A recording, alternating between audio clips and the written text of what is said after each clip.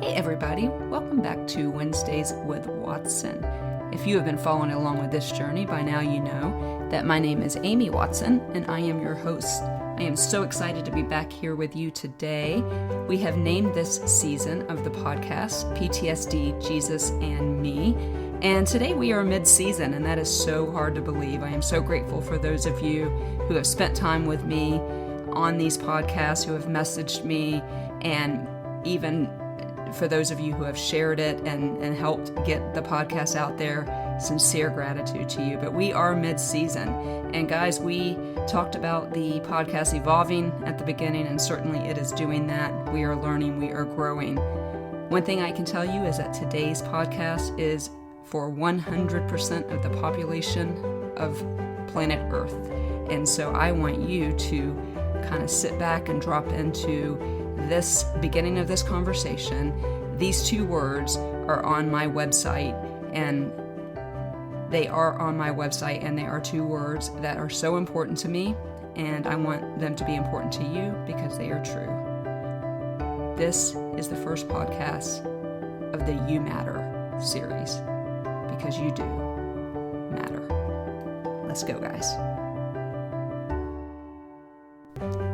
2 a.m. That is the magic time for me. My body seems to like to wake me up at that time, and any horrible thing that can happen or that I can remember, I guarantee you if I look at the clock, it's 2 a.m. And it was about 2 a.m. right before, about 2 hours after the last podcast record actually dropped. And I woke up with full-on flashbacks, and I, as very common with flashbacks, don't remember what they were, but I was also so riddled with shame. I literally put my head in my hands and I thought to myself, what have I done? I just basically laid my soul bare out there for the world to hear. The voices of shame were shouting, and a lot of them sounded like my voice, and they were telling me, Amy, you are your mistakes. You are that person with those unfortunate negative attention-seeking behaviors that come with PTSD. Shame was telling me that night, in the middle of the night, that's who you are, and you just told the whole world that you have an attention-seeking behavior, and you plan to continue. So I just kind of laid there for a few minutes, and I wondered, wow, can I unpublish this podcast? I looked at the stats, and only one person had listened to it. But I didn't actually even know how to unpublish it because I don't publish it. My producer does. And so I was like, well, I can't unpublish it. So maybe I should try to stop getting my heart from pounding like it's racing somewhere really quickly, because it was just pounding from the flashback and from this sense of shame that I heard and that I felt. I laid there and I thought, what have I done? What have I done? Also, I kept hearing various, mostly well-meaning voices from my childhood. Their voice actually saying, you should be ashamed of yourself. And I am indeed ashamed. But I also know that that's the game, and we can't lose that game. And so I want to fight. Here's a spoiler alert, by the way, Jesus wins in the end. I knew when I started the podcast that I have dubbed my pandemic podcast that PTSD was an important topic. Jesus so important to the story, as it's his, not mine. I know that, and you know that, and I say that hopefully on every one. It's so important that I put his name in the title. But this middle of the night flashback was as bad as I had really had in a long, long time. You know, as Chrissy and I sat and chatted for hours in that closet, it was fun. It was a blast. We laughed and had lots of good memories, and it was cool to reflect on the faithfulness of God. But we did that for hours, and it stirred up all kinds of emotions. So I got up that night after the podcast had been up for about 2.5 hours at that point, and jumped in the shower. The cold water in the middle of the night woke me up a little bit and kind of reset me to some degree. But I walked out on my porch. My back porch is screened in. It's one of my favorite places on the planet. And the summer air just kind of helped also wake me up from that panic, because it's July in Florida and the air is thick and it's heavy, and I couldn't help but think that the climate matched that of my heart. I was so mad at myself for telling you guys about my attention-seeking behavior on that podcast that took that unintended turn with Chrissy. The one that we talked about was dishonesty on the last podcast. But as I sat there, the sounds of the night reminded me who is actually in control. And then I just remember the words of this song that I love so much. If you gave your life for them, so will I.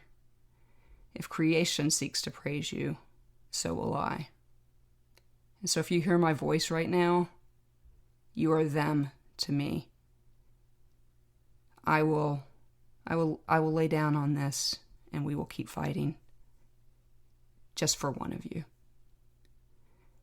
So now it's like 3:30 in the morning, and I walk back into my house and finally just relented and took some medicine and finally fell back asleep. But those voices of shame were loud. They were telling me that I was worthless. They were telling me to stop doing this podcast, to stop writing. They were telling me to stop telling the world that you don't have to live in shame and guilt.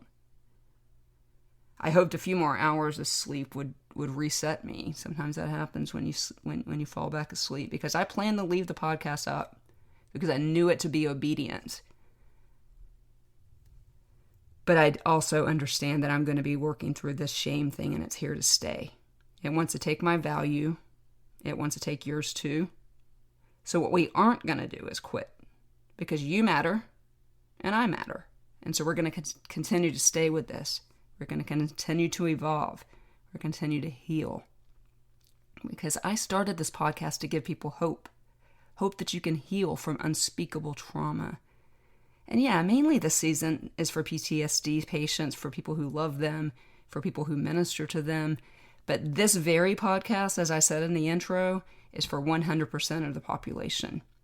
I have started, as I just jokingly said, I've started calling this my pandemic podcast. Apparently it's a pretty popular thing, as you can't even buy a mic on Amazon right now. But anyway, I started this podcast at a time, who knows where we are in this pandemic, the beginning, middle, end, but I started it, and right now on this day that I'm recording it is at a time when hope seems to be at an all-time low. I firmly believe that hope is the balm that we all seek for the pain, but we always seek it in other things. And then hopelessness, when left unchecked, is tragic, and leads to all of these attention-seeking behaviors that we're going to talk about, and a whole lot other things. The Bible says that hope deferred makes a heart sick. It's so true. It's so true for all of us. I know that because I get messages from people all the time now who have questions and are seeking help, and I'm way in over my head because I know that I'm only qualified to tell you my story and things that work for me. But the message is the same from everyone who messages or emails. They are running low on hope. 2020 has drained us of our earthly hope, every single person on this planet, and dimmed our light. And so everyone is feeling a little needy in some ways. That isn't a bad thing. Needs drive us to solutions. I think it's the solutions that we need to watch, and we will definitely be talking about that. So, because this podcast is for 100% of the population, here's what I want to make sure that I want to continue to repeat over and over in this podcast is we all want to be seen, we all want to be known, we all want to be loved, we all want to be heard, we all want to be valued. And here's the great news, guys. We are all of those things. I am no different. And as a result of even sitting behind this microphone and the feedback that I get from it, makes me feel those things, all those things that I just mentioned. Seen, known, loved, heard, and valued. But as much as I love my people, I have learned the hard way that my eternal hope and value doesn't come from people, but from God. And so I want to bring shame back into the conversation, because shame can't take it, because shame didn't give me my value. God gave me my value. Did you guys know that it only took 25 verses in the Bible. So Genesis 1:26 addresses our value, where God says that we are made in his image. 25 verses into the Bible, value gets addressed. We are made in his image, which is so amazing and so unable to be comprehended. Psalm 139 describes how precious we are in his sight and that we are formed in his image again. But it only takes 6 verses for the psalmist to acknowledge that, whoa, this idea of value is way, way in over my head. Depends on which translation you're reading, but it is everything from, it's too lofty for me to understand, it's too much for me to understand. But Genesis 1:26 does tell us that we are made in that image, equally loved by him, with a special purpose, with special giftings. And with special pain. Special unique pain. That word unique is there on purpose to remind you not to compare your pain with mine or anyone else's. In my sphere of influence, I hear a lot of horror stories, especially as it pertains to domestic violence, and even I'm tempted to compare my stories. Don't do it, guys. It's a dark road, and it just makes shame grow, grow, grow, grow. Shame grows in the dark, and that's a dark road. I wasn't given any of the things that you need to walk your road, and you weren't given the things to walk mine. And that's why we don't compare. But we can help each other, and that is the point. Community. It's one of the 3 C's. Because besides me wanting you to know the peace that only comes with knowing with Jesus, my biggest wish for you is that you get connected with a community. Please go get connected with a community, I beg you. Chrissy is one of my community ride or die members. And as I mentioned, we had a blast recording those 3 podcasts. Those conversations are simply too much to recap, and so I would certainly encourage you to go back. But it was really fun and interesting and painful and all kinds of weird emotions. That experience of her unjumbling some of my PTSD memories was all of those things. I already mentioned several times now the shame that I felt after hitting the publish button, and by that I mean my producer hit the publish button. But the that podcast was also fraught with other issues. We had so many audio issues that everything that you can imagine happened. So I knew that it wasn't an award-winning audio experience, but the last part of that conversation took that unexpected turn, and the content was too anointed for me to reproduce, and so we left it. And I'm telling you guys, I still regret it this very moment. I'm fighting, y'all. I'm fighting. I've been working through this shame because on that podcast, we began to talk about what you will hear me refer to a lot in the next several podcasts as attention-seeking behaviors. And in that particular podcast, Chrissy and I had some hard conversation about one of my own attention-seeking behaviors, which I had battled most of my life, and especially in the early days of my friendship with her, by way of dishonesty. Certainly, I have and continue to work through some of these things in counseling, and obviously I understand why I use dishonesty to deflect, to ensure safety, especially in the middle of my domestic violence marriage, or because I was just needing to feel seen, known, loved, heard, valued. I don't know that even this time last year I would have had the emotional health to do what we did by hitting publish on that podcast, or even understanding this idea of attention-seeking behaviors and why we have them. And so I often think that Psalm 139:6 was written just for me because that whole concept of value is way too lofty for me to understand. My real enemy and your real enemy, the father of lies, confusion, and chaos, likes to make us all forget our value. And you're not going to be any different from me, whether you have PTSD or not. When we forget our value, we begin to exhibit attention-seeking behaviors, which often turns into the shame that I keep talking about. When we forget our Genesis 1:26 status, made in the image of God, attention-seeking behavior has the opportunity to abound. And I want you to remember that community that I keep talking to you about, here's something that you really need to do. You need to make sure that community also looks like accountability. you need to make sure you have some people in your community that will call you out and that will call you higher and that will make you mad to the point that you will evaluate. So make sure your community, some people in your community, looks like accountability. As I've mentioned 3 times now, this podcast is for 100% of the population, because even if you don't have PTSD, you have attention-seeking behaviors. That just makes you human. Now, shame drives some of this for sure, but then it's the hamster wheel where shame comes from a variety of attention-seeking behaviors, and it just becomes normal to feel shameful all the time.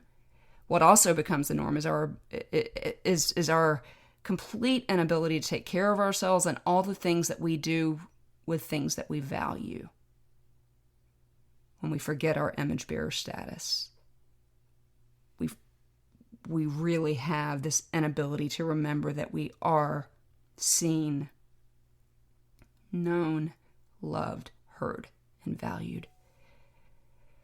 I know the devil loves dark corners. He likes us to live in this guilt and shame, and most of all, he is a master salesman. He convinces us of needs that we don't have, and then he gives us ill-fated solutions to needs that we actually do have. These are the kinds of things that nobody talks about, but they're common to every single one of us. Most of us just go to sleep within our minds at night, and I've decided to tell the world, hit record, and have it published, and then fight the shame and the inability to remember my value after it. But I am doing that because I'm tired, guys. So tired of watching. I'm tired of doing this, and I'm tired of watching it, of living in guilt and shame, because it does not have to be that way at all. I am going to continue to keep locking myself in this closet, and I'm going to keep doing this because he gave his life for you. The least I can do is share authentically with you, even when it brings the opportunity for my own shame. I spent so many years frustrated and self-loathing about this idea of attention-seeking behaviors, and never really more so than when I was just 14 years old. When I was 14 years old, I had been living with foster parents for about 18 months, and on June 6, 1987, those foster parents who had taken care of me when the state removed me from the state of Florida, but from my mom, they took care of me for 18 months, but they had their own ministry and their own family, were good people, and because of some of these attention-seeking behaviors, I needed more help than they could give me. And so, June 6, 1987, I found my 14-year-old self standing underneath a sign that said Faith at Children's Home. It was just another abandonment in my mind at that point. It was a day that still makes my heart beat fast and my voice tremble, because even though those were the best years of my life, that was a hard day. So my foster parents left, and it was lunchtime, and I made my way into the main building where all the children were housed, and it was because it was lunchtime. As I mentioned, everybody was there. These 2 huge rooms with these big long wooden tables where everybody sat, and 2 big rooms. One of them where everyone ate, and then a big kitchen, obviously an industrial size kitchen, because there were a lot of kids to feed. And so they were eating shrimp or something that was donated from Taco Bell, and that's a whole nother story for another day. All I know is I didn't want any Taco Bell shrimp. And so I found a place to hide in between this industrial-sized refrigerator and this cabinet. And there was a little red chair in there, almost as if it were inviting me to sit there so that the new kid could hide. And so I did. I kind of sneaked back there a little bit, and it was dark, and I could hear all the goings on of what was happening, and I certainly didn't understand how I could hear the laughter of children, and but I did. I heard all of those things, and then so I'm just kind of processing all of this in this little dark space that might have been a foot long, where I could just barely kind of shimmy myself in there. I was not who I am today, outgoing, gregarious, will take over a room. I was very shy, very wounded, and really didn't want anybody to see me. So pretty much the complete opposite of what I am today. And so when this head popped in my little oasis there, my eyes probably were the size of saucers, and it was the whitest hair I had ever seen in my life, with a Southern accent that I couldn't reproduce if I tried. She said, well, hello. And I just stared at her. I didn't even answer her back. And she had as I mentioned, the most Southern accent of anybody I've ever heard in my life. She hailed from Maggie Valley, North Carolina. She said to me, has anybody told you today? Again, just staring at her, but had been taught enough manners to go, ma'am. She said, has anybody told you today that they love you? I'm quiet here for a second because I'm remembering that moment. My foster parents certainly had told me they loved me, but there was something different about this. So I just looked up and said, no, ma'am. She said, well, I love you. I'm Mom McGowan. That day, even though it wasn't overnight, created an incredible bond between Mom McGowan and me. She and Dad had started the children's home. That day where she just gave me what I just wanted, some attention. She saw me. She saw me. She heard me. She valued me. She knew I was there. I felt known. I felt all those things I keep talking about. And so it created a bond that I had not known up until that point. But it also created a bit of a monster. A couple weeks ago, I gave an example on substance abuse where one is too many and 10,000 is not enough. And so in some ways, when I got attention from Mom McGowan, it was like that. I sought to fill all of those pains and that abandonment and all that stuff that I had gotten to at 14 years old. 7 abusers, abandoned by my mom, really every kind of abuse that you can think. I was seeking to fill those empty spaces with her, and it didn't matter how much attention she gave me, I wanted more. My lies to her were kind of like they were to Chrissy. They were just lies that would get me attention, lies that would physically put me in her proximity so that I could be around her. But when I would exhibit those attention-seeking behaviors, and in that case a lie, and I'd lay in bed at night, and our room at the children's home had 6 twin beds, and there were 5 other people in the room with me, and so we learned to cry silently, and I would lay there at night feeling guilty about lying, because I was so convinced that I was worthless because I needed her attention, and that frustrated me so much that I needed that attention. I didn't understand that I simply had unmet needs, that I was doing whatever I could do to meet them. Just a human condition, not necessarily just a PTSD one. I don't know how many of you at night put your heads down and feel some of this emptiness that I'm describing, or feel guilty about whatever form of attention-seeking behavior you had that day. But I know that I have spent so many years self-loathing and not living to my potential because I simply could not understand this need for attention from other people. Why couldn't God be enough? Perhaps I was just too broken, and I really did believe that. Until recent years, my tribe and my community have locked arms with me and ushered me to Him through simply living their lives and making sure I was at least attempting to live mine, making me feel all those things that I am, valued, loved, seen, known, heard. And so those were nights as a young Amy that I didn't understand this need for attention. And so this attention-seeking behavior came out in ways to put me near her.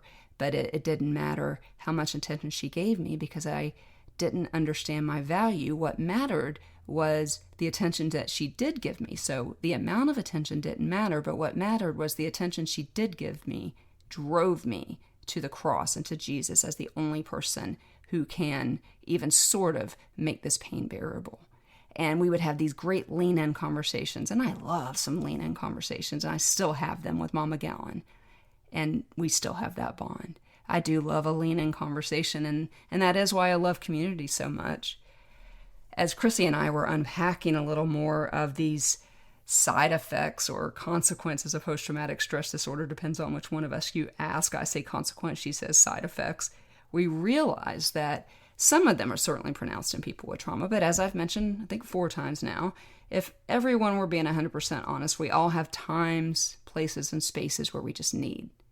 And because we're resourceful human beings, we will do what we have to do to fill those needs, like I did at the children's home, even as worthless as it made me feel those nights in that twin bed. Think about it, though.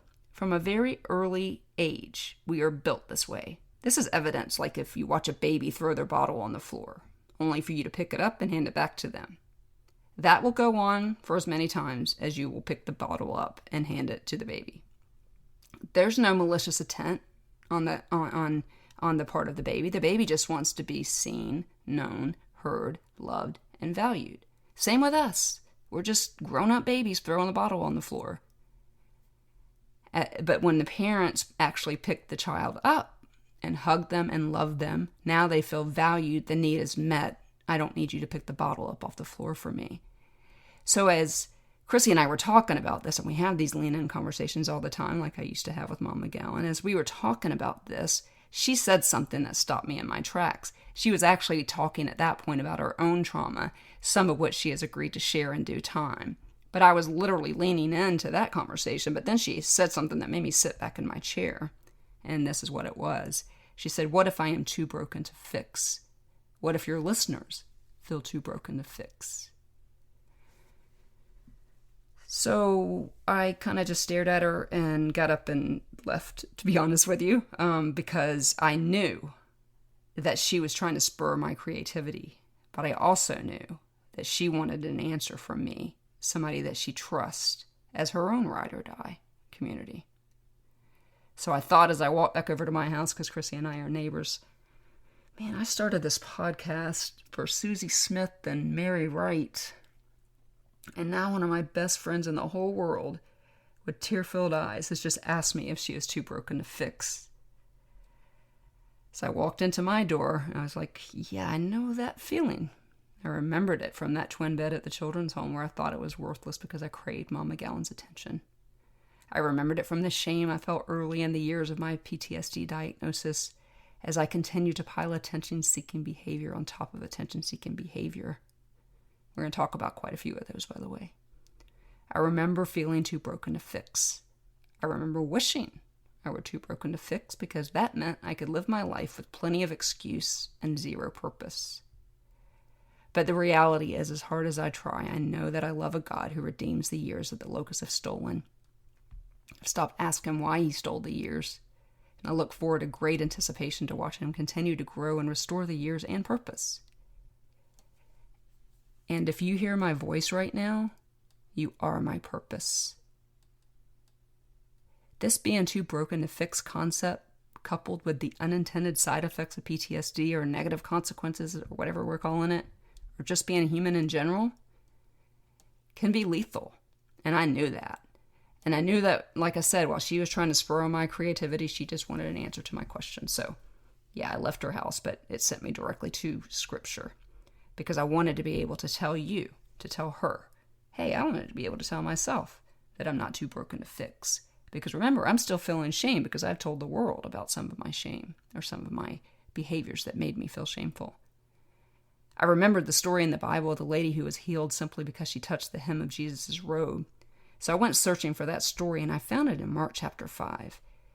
She was a lady with a bleeding disorder, and the Bible tells us that she had been seeking healing from this disorder for about 12 years. It is thought that she spent all of her money and all of her resources trying to fix this bleeding disorder that was probably gynecological in nature. And so, as we know in that region, especially during that time, women basically were to be seen and not heard. None of the things that we're talking about today. It is thought that her bleeding disorder, as I mentioned, was gynecological in nature, and so that would have put her even more of an outcast, bringing more opportunity for, here's that word again, shame. I bet she also felt broken. I bet she didn't feel seen, known, loved, heard, or valued. Here's the thing that stopped me in my tracks, though. Because she made a decision one day to get up, leave her house, and find Jesus because she heard he was going to be in town. Now, he wasn't coming in town to hang out. He was en route to another miracle. She just knew he was passing through. I bet if I could have asked, she probably would have phrased her question just like Chrissy did. She had been seeking a solution for her brokenness for 12 years. Am I too broken to fix? But what was so amazing to me, and I want it to be to you too, is that in a last-ditch effort, she made a decision to go looking for Jesus. Think about that for a minute. Think about what would happen if in your darkest days, whether they're PTSD days or human days, you got up and went looking for Jesus. The Bible says that when she touched the hem of his garment, Jesus felt the power go out of him. He said, "Who touched me?" And when she answered, "It was me," he said to her, "Your faith has made you whole." I was sitting on my porch the next morning, and I was reading the passage again. The way Jesus chose to answer that question, "Your faith has made you whole," infers that she was broken, doesn't it? Certainly, we are all broken. It is the human condition. And as I've mentioned, PTSD only pronounces that. I think about this lady's decision to go find Jesus and how that decision changed everything for her. I could relate to that too, because I was reminded of those early decisions to seek community, to go to church. I wish I could say that I sought Jesus the way that lady did in her brokenness, but because I made a few decisions to seek community, Jesus came with them. So as we move on with the second half of the season, I say to Chrissy, and I say to any of you asking the different form of her question, no, you're not too broken to fix. And the best way I can see getting, air quote, fixed is to go looking for community and value. If you lay your head down at night and think about the things that you did that day to garner attention of another, you need to feel very normal, especially right now in the middle of a pandemic. But also know that you don't have to feel that way. Your faith can make you whole. Our mission here is not done. I am not quitting. I'm going to keep telling you shameful behaviors. I have spent this entire podcast setting up the rest of the season. The next few podcasts will continue to feature consequences of post-traumatic stress disorder as they exhibit themselves in all sorts of attention-seeking behaviors. Because as Maya Angelou said, when you know better, you do better. And knowledge puts shame in its most famous representative in the bright light of revelation. So I want y'all to come with me because we're going to do this thing together. Those of you who feel like I do right now, like your shame defines you and you can't remember your value, I want you to stay with me because we are going to be straight up real and raw. We're going to be transparent. We're going to be true. We can have PTSD. We can love people with PTSD. We can minister to people with PTSD. We can be human. We can need attention. We can need hope. But none of that has to rule us. So we're going to call it out of the corner. So shame has been defined as this: I am a mistake, not I made a mistake. So we are going to call shame out of the corner. We're going to legit call it out of the corner. We're going to shine light on it. And like I said, we're going to be real. We're going to be raw. We're going to be transparent. We're going to be truthful. And so over these next 2 weeks, I'm going to be praying for everyone who hears this to know that shame is not who you are. Shame is not who you are. You, my friend, are far from a mistake. And shame has no game with you or with me. And definitely has no game with the one who made you. You matter. It's been on my website since I opened it. You matter. Do not forget that. Keep fighting. Keep praying. Keep remembering you're made in the image of God. Don't feel weird when you can't understand that concept. You can borrow my faith right now if you don't have any of your own. Great song by Bebo Norman. I am looking forward to being back with you guys in 2 weeks where we will dive deep back into these attention-seeking behaviors. Chrissy will be back so you don't have to hear two versions of stories. And until then, I want you to live loved. I want you to live chosen. I want you to live courageous. More than anything, I want you to remember you are seen, you are known, you are heard, you are loved, and most of all, you are valued. You are a precious child of the Most High God.